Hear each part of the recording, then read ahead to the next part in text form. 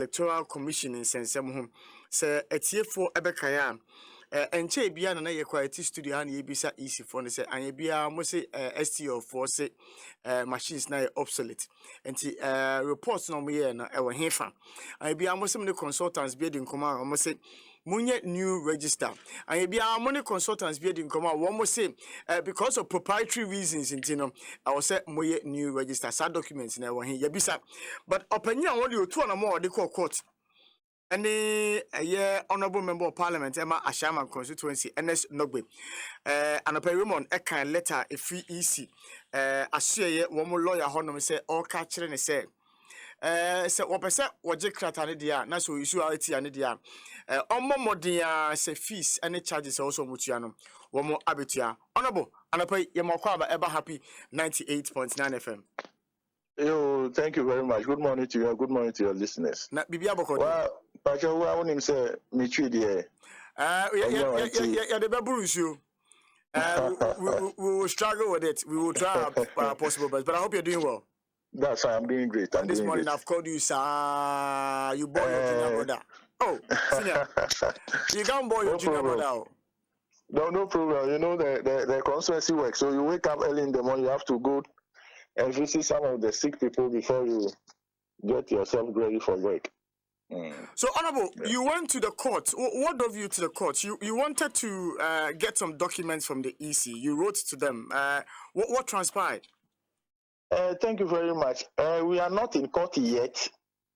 We just wrote to the EC to get some information from them. We are all aware that we are governed by rules and regulations in this country. Now, not long ago, you heard that the Electoral Commission was on air, that they have, they have the services of some consultants, IT consultant and procurement consultant. And now we have the Procurement Act, Part 6 of the Procurement Act, states clearly the procedures you have to go through, you have to follow to get those services, the services from those consultants. But unfortunately, the Electoral Commission did not do that. So I just wrote a letter to them to get first-hand information. Probably the source of my information might not be true.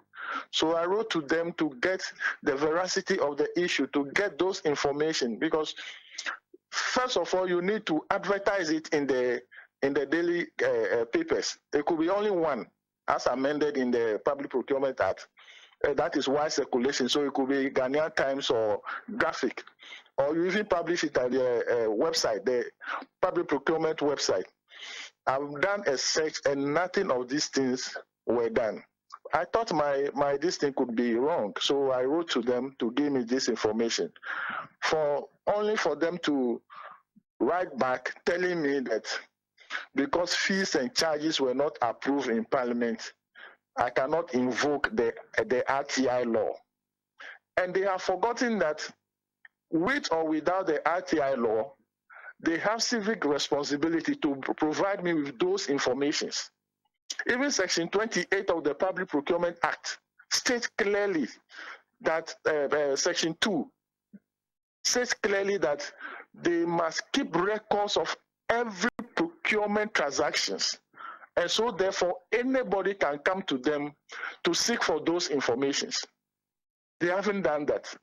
And yet they have written to me that because fees and charges were not up, why should that be my worry? Why should that be the burden of an applicant who wanted to seek information, that you have that civic information to provide those things, if really you know that there's nothing hidden under your sleeve? So they are hiding behind some technicalities to say that fees and charges were not approved in Parliament, so they don't know the amount to charge. And that should not be my worry, and that should not be their worry too. It cannot preclude them from giving me the information that I needed. So that is the situation. That is where we are now. So if the technicalities don't matter, what next steps are you going to take? Yeah, the next step is I'm going to write to them today again. We are going to write to them, draw their attention to some of the provisions that they have civil responsibility, section 28 of the Public Procurement Act. They have every right and they are under every obligation to do so. And if they refuse, we'll go to the court for the court to compel them to bring out the document. Because you cannot engage the services of a consultant without following the part 6 of the Public Procurement Act, as 63. And they have violated the Schedule 5 of that, the same Public Procurement Act. So it's a serious breach of the law, and that's why they are trying to hide behind that kind of technicality to say otherwise. So we are going to write to them. The final one, we just want to be lenient to them, to do it in a friendly way. The final one, to get us the information. Otherwise, we'll go to court for the court to compel them to provide those information. This is a serious breach of the public procurement law.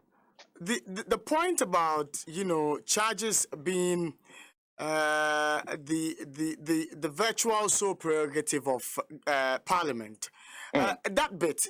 Have you cross-checked with your colleagues, and what did you find out?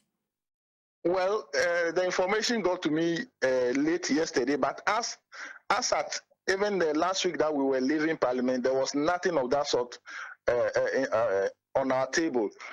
First of all, whichever agency, whichever ministry is in charge, whether the government or whoever, will have to bring those fees and charges to Parliament before Parliament can approve. Parliament cannot just get up and start approving fees and charges if they are not brought to us to do so.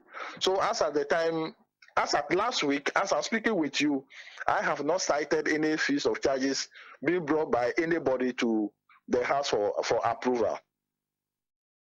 Now, if you haven't received any from them, or Parliament has not begun any processes in that respect, what does it tell you? Well, I cannot fathom that. I cannot tell you exactly what that means, but that cannot prevent any citizen from invoking the law. You have every right to charge any fee that you want the client to pay. That is a reasonable charges. Assuming without admitting that these fees and charges will never be brought to Parliament for approval, doesn't mean the law should just be on the shelves. It isn't so. And we should not even concentrate on the right to information law. No, that is not my bane. My bane here is that I want you to provide me with these informations. With or without the right to information law, you are under obligation to provide me those things because you are holding a public office. Simple. And I told you I am ready to even pay for the fees, whichever fees you charge me. Okay, when did the RTI, the Right to Information Bill, law passed? It was passed only just last year. So does it mean that before last year we were not getting information from public services? We were.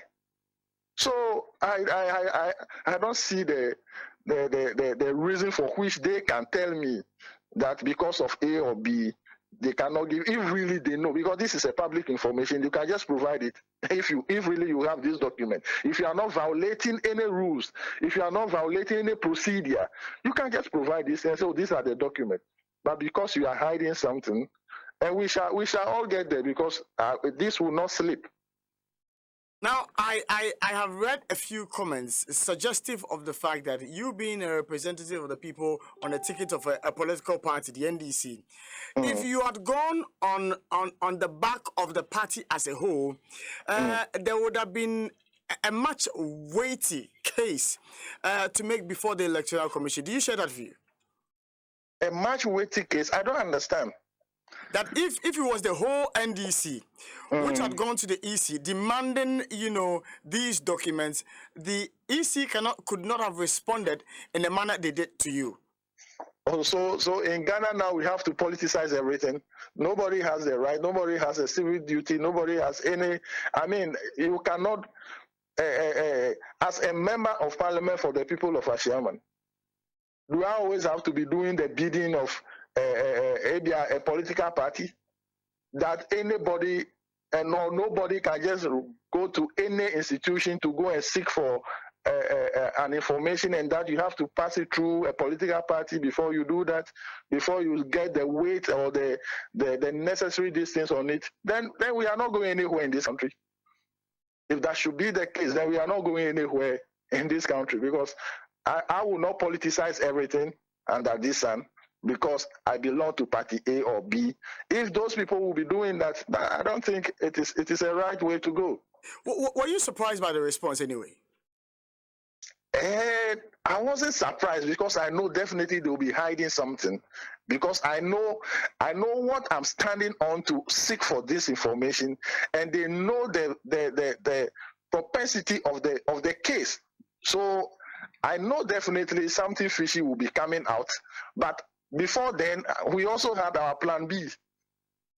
So even though I'm not surprised, but I'm just surprised at the section that they've quoted, that based on these reasons we cannot provide it for you. And these things are coming from lawyers. So that is my only surprise. Other than that, I wasn't surprised at all that they gave this kind of response. You keep reiterating the fact that the EC is hiding something. But if you read their letter, which they wrote to your lawyer, the latter part says, as ready and willing as our client is to provide the information requested by your client, it is not immediately able to do so because of the fees and charges. They say they are willing, they are capable and ready. So why then do you conclude that they are hiding something? They are only My brother, they are willing, they are capable to provide these informations. And they can only say this, that they are willing, because they know very well it is not Ernest Norgbey who is supposed to send the fees and charges to Parliament for approval. They know very well that it is not Ernest Norgbey who is going to approve the fees and charges, and who can do it today, tomorrow for them to do it. So if you are hiding behind these things, you can only say that I'm willing anytime, any day you want it, I will give it to you. Because they know that by the technicalities they have quoted there, it may not come anytime soon before their intended purpose. They know very well. So you can only say so. You made mention of you understand. It's just like you are owing somebody when the person is destitute or even dead. You can just say, oh, anytime the person comes, I will give the money to him. You made mention of a plan B. What plan B is that? Yeah, that plan B, that's what I'm telling you, that we are going to give them another letter probably today, and then give them a very short notice to organize themselves, and then if they refuse, we'll go to court and then compel them to provide those information. Look, there are a lot of things. If I just want to divulge some of these issues on air, but what is coming, if you can engage the services of a procurement specialist to audit the Electoral Commission, and after which you engage the services of that procurement specialist to become your procurement consultant, you can understand what is there. And there are a lot under these things that we are unraveling. Honorable, well, thank you for making time to speak to us this morning. Most grateful, my brother. And that's the Member of Parliament for Ashaiman constituency joining us this morning, Ernest Norgbey.